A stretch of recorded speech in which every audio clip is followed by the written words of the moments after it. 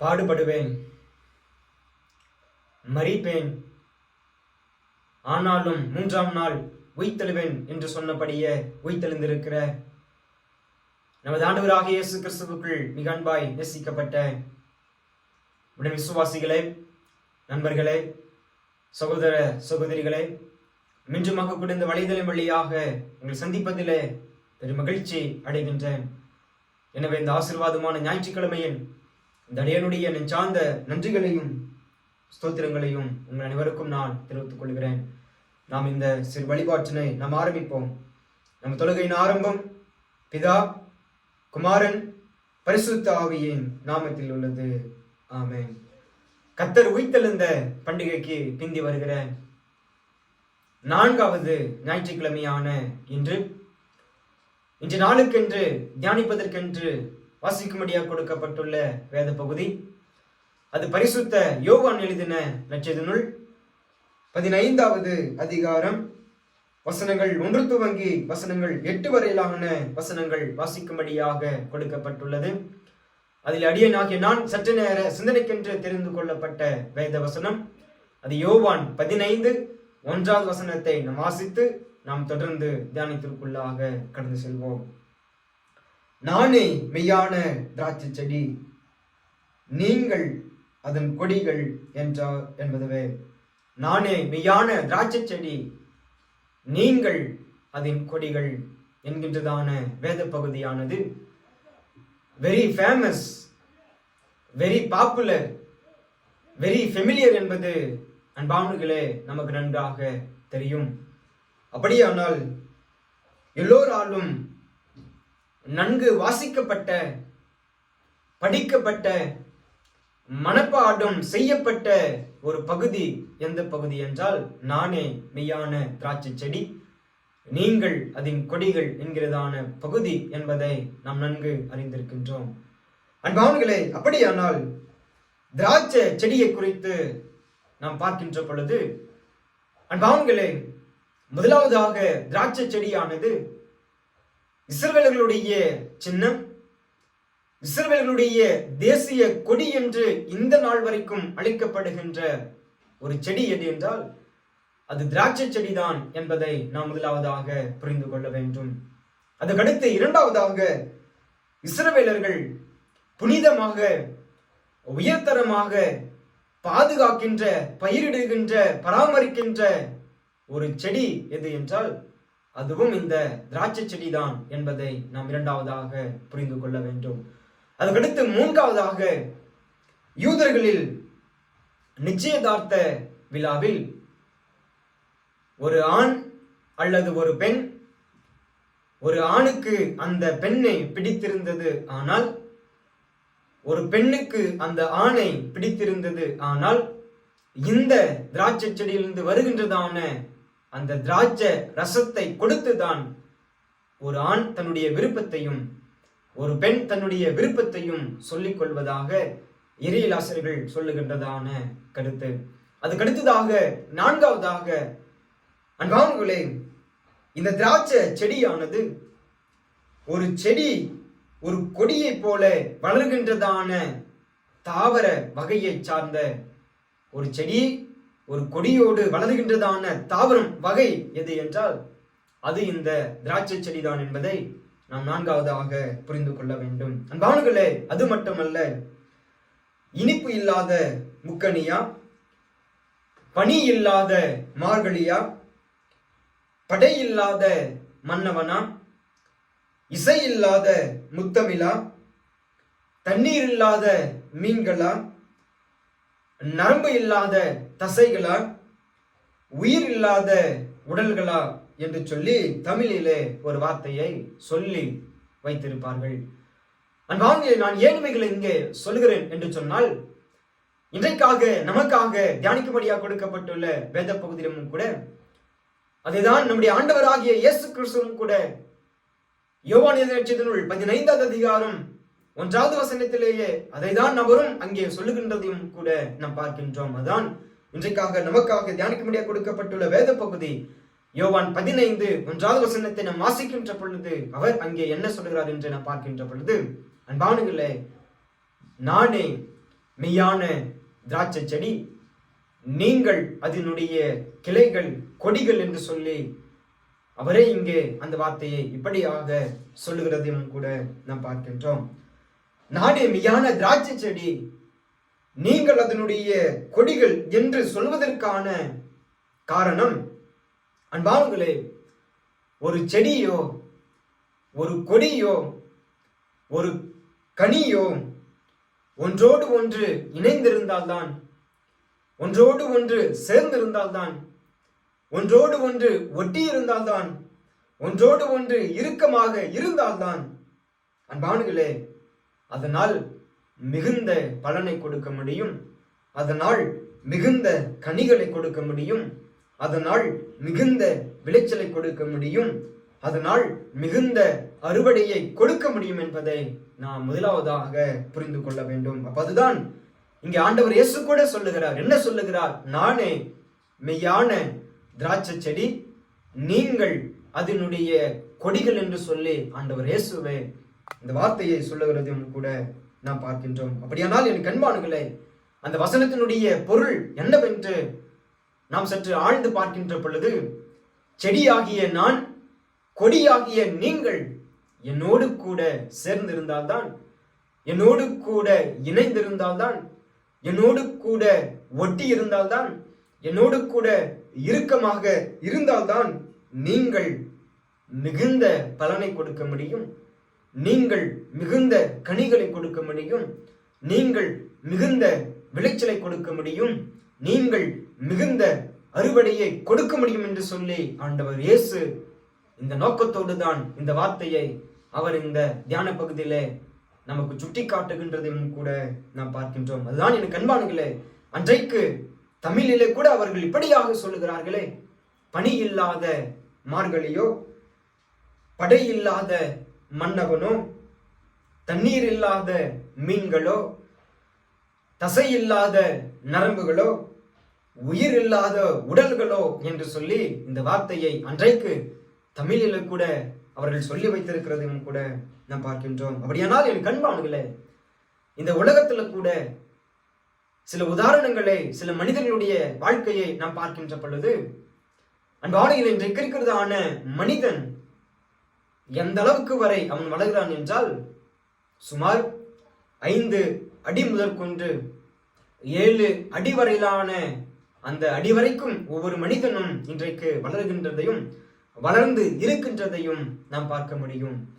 அப்போ இவ்வளவு உயரமாக வளர்ந்திருக்கின்ற ஒவ்வொரு மனிதனும் இவ்வளோ பெரிய சரீரத்தில், இவ்வளோ பெரிய உடலில் அவனுக்கு கண்கள் இல்லாவிட்டால் அவனை குருடன் என்பார்கள், காதுகள் இல்லாவிட்டால் அவனை செவிடன் என்பார்கள், கரங்கள் இல்லாவிட்டால், கைகள் இல்லாவிட்டால் அவன் ஊனமுற்றவன் என்று சொல்லுவார்கள். அதுக்கு அடுத்ததாக முதுகு இல்லாவிட்டால் அவன் ஒரு கூனி என்று சொல்லுவார்கள். அதுக்கு அடுத்ததாக கால்கள் இல்லாவிட்டால் அவன் ஒரு சப்பானி என்று சொல்லுவார்கள் என்பதையும் கூட நாம் பார்க்கின்றோம். அப்படியானால் என் கண்பானுகளே, நான் ஏன் இவைகளை இங்கே சொல்லுகிறேன் என்று சொன்னால், அப்போ இவ்வளோ பெரிய மனிதனுடைய சரீரத்தில், இவ்வளோ பெரிய மனிதனுடைய உடலில் ஒவ்வொரு உறுப்புகளும், ஒவ்வொரு பகுதிகளும் ஒன்றோடு ஒன்று இணைந்திருந்தால்தான், ஒன்றோடு ஒன்று சேர்ந்திருந்தால்தான், ஒன்றோடு ஒன்று ஒட்டி இருந்தால்தான், ஒன்றோடு ஒன்று இணக்கமாக இருந்தால்தான் அவன் வாழ முடியும், அவன் வளர முடியும், அவன் நன்றாக இருக்க முடியும், அவன் உயிர் வாழ முடியும், அவன் நிலைத்திருக்க முடியும் என்பதை நாம் இதை ஆழமாக புரிந்து கொள்ள வேண்டும். அதுதான் எனக்கு அன்பானவர்களே, ஆண்டவராகிய இயேசு கிறிஸ்து கூட இன்றைக்காக நமக்காக தியானிக்கும்படியாக கொடுக்கப்பட்டுள்ள வேத பகுதியிலே அதுதான் அவர் அங்கேயும் சொல்லுகிறார். யோவான் 15வது அதிகாரம் 1வது வசனத்தை நாம் வாசிக்கின்ற பொழுது அதான் அவர் சொல்லுகிறார், நானே மெய்யான திராட்சை செடி, நீங்கள் அதன் கொடிகள் என்று அவர் சொல்லுகிறார். அப்படியானால் செடியாகிய நான், கொடியாகிய நீங்கள் என்னோடு கூட இணைந்திருந்தால்தான், என்னோடு கூட சேர்ந்திருந்தால்தான், என்னோடு கூட ஒட்டி இருந்தால்தான், என்னோடு கூட இறுக்கமாக இருந்தால்தான் உங்களால் உயிர் வாழ முடியும், உங்களால் நிலைத்திருக்க முடியும், உங்களால் வாழ முடியும், உங்களால் வளர முடியும் என்பதை ஆண்டவர் இயேசு கூட ஒரு ஆழமான செய்தியாக இன்றைக்கு நமக்கு அவர் சொல்லுகின்றதையும் கூட நாம் பார்க்கின்றோம். அப்படியானால் என் கண்பான்களே, கடவுள் படைத்த படைப்புகளையும் கூட நாம் பார்க்கின்ற பொழுது அன்பானிகளே, ஆதியாகமத்தின் புத்தகத்திலே ஆதியிலே நாம் பார்க்கின்ற பொழுது அங்கே ஆதியிலே இருள் இருந்தது. அந்த இருள் இருக்கின்றதான இடத்துல கடவுள் வெளிச்சத்தை கொண்டு வந்து அங்கே இணைக்கின்றதையும் கூட நாம் பார்க்கின்றோம். ஆதியிலே ஆழம் இருந்தது, கடவுள் அங்கே அந்த ஆழத்திலே தண்ணீரை கொண்டு வந்து இணைக்கின்றதையும் கூட நாம் பார்க்கின்றோம். ஆதியிலே வெட்டாந்தரையாக இருந்தது, கடவுள் அந்த இடத்திலே செடியையும் கொடியையும் தாவரங்களையும் புல் பூண்டுகளையும் கொண்டு வந்து அதில் இணைக்கின்றதையும் கூட நாம் பார்க்கின்றோம். ஆதியிலே வெறுமையாக இருந்தது, அங்கே கடவுள் பறவைகளையும் விலங்குகளையும் ஊரும் பிராணிகளையும் பூச்சிகளையும் வண்டுக்களையும் புழுக்களையும் கொண்டு வந்து கடவுள் அந்த வெறுமையான இடத்துல இவைகளையெல்லாம் கொண்டு வந்து இணைக்கின்றதையும் கூட நாம் பார்க்கின்றோம். இதையெல்லாம் தாண்டி ஏதேன் தோட்டத்துல மனிதன் தனிமையாக இருந்ததை எண்ணி ஆதாமுக்கு ஏவாளை கொண்டு வந்து இணைக்கின்றதையும் கூட இவ்வளவு அழகான இந்த வார்த்தையை, இந்த பகுதியை ஆதியாகமத்தின் புத்தகம் 2வது அதிகாரத்திலே வசனங்கள் 1 துவங்கி வசனங்கள் 25 வரையிலான வசனங்களிலே நாம் அங்கே அதை பார்க்க முடியும். அப்படியானால் எனக்கு அன்பானுங்களே, அதான் அங்கே வேத வசனம் இப்படியாக சொல்லுகிறது. குறிப்பாக ஆதியாகமம் 2வது அதிகாரம் 18வது வசனத்தில் வாசிக்கின்ற பொழுது, மனிதன் தனிமையாக இருப்பது நல்லதல்ல. அப்படியானால் எந்த ஒரு பொருளும், எந்த ஒரு உயிரும், எந்த ஒரு உடலும், எந்த ஒரு சரீரமும் தனிமையாக இருப்பது என்றைக்கும் நல்லதல்ல என்று சொல்லி கடவுள் இது இன்றைக்கு தீர்மானித்ததல்ல, இது ஆதியிலே தீர்மானித்ததாக நாம் இதை ஆழமாக புரிந்து கொள்ள வேண்டும். அதுதான் இன்றைக்காக வாசிக்கும்படியாக கொடுக்கப்பட்டுள்ள இணைப்பகுதியாக கொடுக்கப்பட்டுள்ள ஒவ்வொரு பகுதிகளிலும் வேதவசனங்கள் கூட அங்கே அதுதான் இப்படியாக சொல்லுகின்றதையும் கூட நாம் பார்க்கின்றோம். சங்கீத பகுதியிலே சங்கீதம் 150வது சங்கீதம் 1வது வசனத்தில் வாசிக்கின்ற பொழுது, எல்லோரும் இணைகின்ற, எல்லோரும் சேருகின்ற, எல்லோரும் வருகின்ற அப்படிப்பட்டதான கடவுளுடைய பரிசுத்த ஆலயத்திலே நீங்கள் கடவுளை துதிங்கள் என்று சொல்லி சங்கீதக்காரன் தாவீது இப்படியாக அந்த இணைந்து இருங்கள் என்கின்றதான செய்தியை அவன் இப்படியாக சொல்லி கடவுளை துதிங்கள் என்று சொல்லி அவன் சொல்லுகின்றதையும் நாம் பார்க்கின்றோம். அதுதான் வாசிக்கின்றோம். அதுக்கு அடுத்ததாக நிருப பகுதியிலே அங்கே யோவான் சொல்லுகிறார். 1 யோவான் 4வது அதிகாரம் 15வது வசனத்தில் வாசிக்கின்ற பொழுது, இயேசுவே மெய்யான கடவுள் என்று யாரெல்லாம் அறிக்கை இடுகின்றார்களோ அவனில் இயேசு இணைத்துக் கொள்ளுகிறார், அவர்களும் இயேசுவோடு கூட இணைந்து கொள்கிறார்கள் என்று சொல்லி யோவான் கூட இந்த வார்த்தையை அவர் இங்கே அப்படியாக சொல்லுகின்றதையும் கூட நாம் பார்க்கின்றோம். அதுதான் இன்றைக்காக வாசிக்கும்படியாக கொடுக்கப்பட்டுள்ள பழைய ஏற்பாட்டின் பகுதிக்கு பதிலாக புதிய ஏற்பாட்டின் பகுதியாக கொடுக்கப்பட்டுள்ள வேத பகுதியிலும் அப்போஸ்தலர் நடபடிகள் 8வது அதிகாரம் வசனங்கள் 26 துவங்கி வசனங்கள் 30 முடிய வரையிலான வசனங்களில் வாசிக்கின்ற பொழுது, அன்பானுங்களே, பிலிப்புவினிடம் ஆவியானவர் சொன்னபடியே பிலிப்புவும் ஒரு அன்னகரோடு, அன்னகர் என்றால் ஒரு திருநங்கையோடு ஆவியானவர் சொன்னபடியே, அந்த ஆவியானவர் சொன்னதுதான் பிலிப்பும் எழுந்து அந்த திருநங்கை என்று சொல்லப்படுகிற ஒரு பெண்ணோடு அவன் போய் இணைந்து கொண்டு அவளோடு கூட வேதத்தை வாசிக்கிறதையும், வேதத்தை வாசித்து ஆண்டவர் இயேசுனுடைய சுவிசேஷத்தை அந்த திருநங்கைக்கும் சொல்லுகின்றதையும் கூட நாம் பார்க்கின்றோம். அப்படியானால் என் கண்பான்களே, அதுதான் இன்றைக்காக வாசிக்கும்படியாக கொடுக்கப்பட்டுள்ள தியான பகுதியிலும் யோவான் 15வது அதிகாரம் 1வது வசனத்திலேயும் அதான் அங்கே ஆண்டவர் இயேசு கூட சொல்லுகிறார், நானே மெய்யான திராட்சை செடி, நீங்கள் அதனுடைய கொடிகள் என்று சொல்லி ஆண்டவர் இயேசு கூட சொல்லுகிறார். அப்படியானால் என் கண்பான்களே, எந்த ஒரு பூவும், எந்த ஒரு மொட்டுக்களும், எந்த ஒரு கனிகளும், எந்த ஒரு காய்களும், எந்த ஒரு பழங்களும் தன்னுடைய செடியை விட்டு, தன்னுடைய கொடியை விட்டு, தன்னுடைய மரத்தை விட்டு, தன்னுடைய வேரை விட்டு எதையெல்லாம் பிரிந்து இருக்கின்றதோ, தனிமையாக இருக்கின்றதோ, விலகிச் சென்று இருக்கின்றதோ, அன்பானுங்களே, நிச்சயமாக அது ஒரு நாள் அது வாடி போய்விடும், அது கருகி போய்விடும், அது உதிர்ந்து போய்விடும், அது அழிந்து போய்விடும், அது ஒளிந்து போய்விடும் என்பதை புரிந்து கொள்ள வேண்டும்.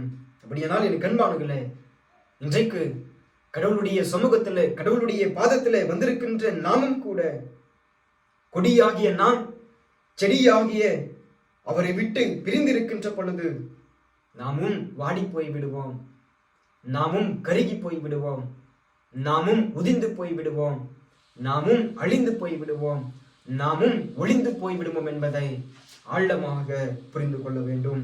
எனவே நாம் வாழ வேண்டும் என்றால், வளர வேண்டும் என்றால், உயர்ந்து நிற்க வேண்டும் என்றால், நீடித்த நாட்களாய் நாம் நிலைத்திருக்க வேண்டும் என்றால், கொடியாகிய நாம் செடியாகிய அவரோடு கூட இணைந்து கொண்டு, சேர்ந்து கொண்டு, பின்னி பிணைத்துக் கொண்டு, பல கனிகளை கொடுத்து, பல பலன்களை கொடுத்து, பல விளைச்சல்களை கொடுத்து, பல அறுவடைகளை கொடுத்து, மற்றவர்களுக்கு பயனுள்ளதை நாம் கொடுத்து, இப்படியாக தொடர்ந்து அந்த ஆண்டவர் இயேசுவுக்காக சாட்சியாக பரிசுத்தமாக வாழ வளர தூய ஆவியானவர் தாமே இந்த திருவார்த்தைகளை கொண்டு உங்களையும் என்னையும் ஆசீர்வதித்து நடத்தி காப்பாராக.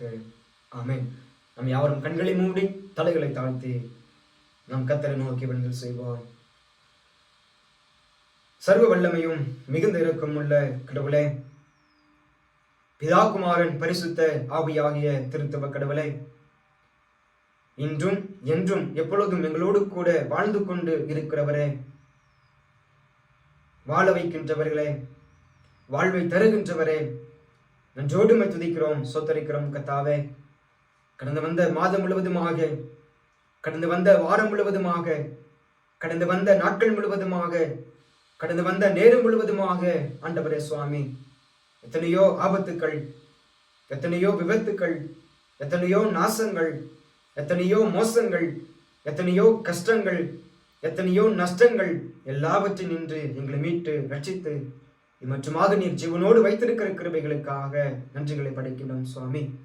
இதோ இந்த உலகத்துல ஆண்டவரே சுவாமி, கொடியாகிய நாங்கள் செடியாகிய ஆண்டவரோடு இயேசுவோடு கூட இணைந்திருந்தால் எங்களுக்கு வாழ்வுகள் உண்டு, எங்களுக்கு எதிர்காலங்கள் உண்டு, எங்களுடைய வாழ்க்கையில வளர்ச்சிகள் உண்டு, என்னுடைய வாழ்க்கையிலே நன்மைகள் உண்டு, என்னுடைய வாழ்க்கையிலே கிருபைகள் உண்டு, என்னுடைய வாழ்க்கையிலே தயவுகள் உண்டு, என்னுடைய வாழ்க்கையிலே ஏராளமான ஆண்டவரே சுவாமி ஆசீர்வாதங்கள் உண்டு என்பதை நம்முடைய வேத வசனத்தின் வழியாக நீர் எங்களோடு கூட பேசின கிருபைகளுக்காக நன்றிகளை படைக்கின்றோம் சுவாமி.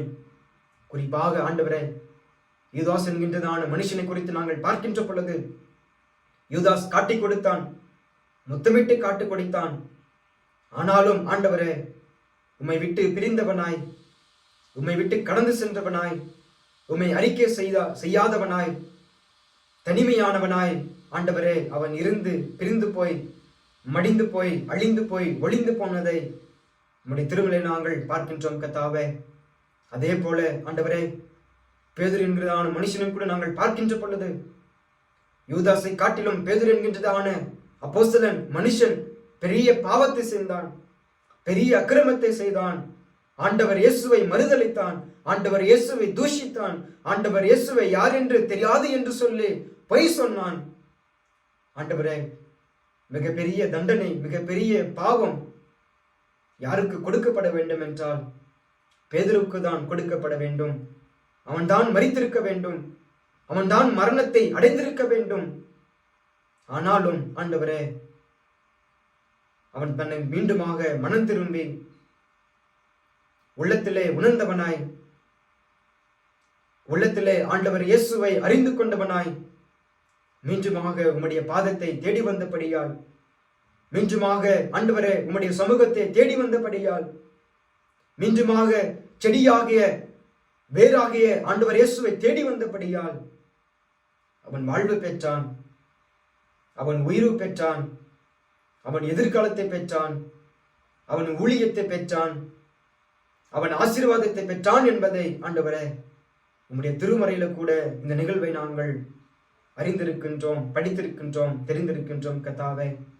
அப்படிப்பட்டதான ஆண்டவரே சுவாமி, கொடியாகிய நாங்கள் உம்மோடு கூட இணைந்திருக்கின்ற பொழுது, கொடியாகிய நாங்கள் உம்மோடு கூட சேர்ந்திருக்கின்ற பொழுது, கொடியாகிய நாங்கள் உம்மோடு கூட இறுக்கமாக இருக்கின்ற பொழுது, செடியாகிய நாங்கள் ஆண்டவரே உம்மோடு கூட ஒட்டி இருக்கின்ற பொழுது நாங்கள் செழிப்பாக வளருவோம், நாங்கள் செழிப்பாக இருப்போம், நாங்கள் செழிப்பாக கனிகளை கொடுப்போம், நாங்கள் செழிப்பாக பலன்களை கொடுப்போம், மிகுதியான விளைச்சலை கொடுப்போம், மிகுந்தையான அறுவடையை கொடுப்போம் என்கின்றதான வேத வசனத்தின் வழியாக நீர் இன்றைக்கு எங்களுடைய உள்ளத்திலும் எங்களுடைய சரீரத்திலும் நீர் உணர்த்தின கிருபைகளுக்காக நன்றிகளை படைக்கின்றோம் கர்த்தாவே.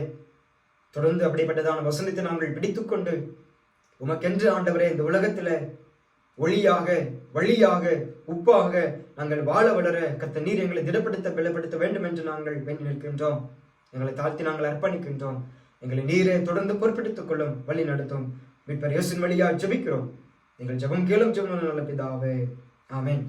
பிதாவாகிய கடவுளின் அன்பும் நமது ஆண்டவராகிய இயேசு கிறிஸ்துவினுடைய கிருபையும் இரக்கமும் நம்ம என்றும் சகல சத்தியத்திற்குள்ளும் உண்மைக்குள்ளும் ஆவிக்குள்ளும் வழிநடத்திக் கொண்டு வருகிற பரிசுத்த ஆவியனுடைய ஐக்கியமும் உறவும் வழிநடத்தலும் நாம் ஜெபித்த ஜெபங்களோடும் கேட்ட திருவசனத்தோடும் நம்முடைய வாழ்வுகளோடும் நம்முடைய எதிர்காலங்களோடும் தேவன் தாமே தங்கு தரித்து ஆசீர்வதித்து ஒரு குறைவும் இல்லாதபடி நித்தமும் நம்மை வழிநடத்தி காப்பாராக.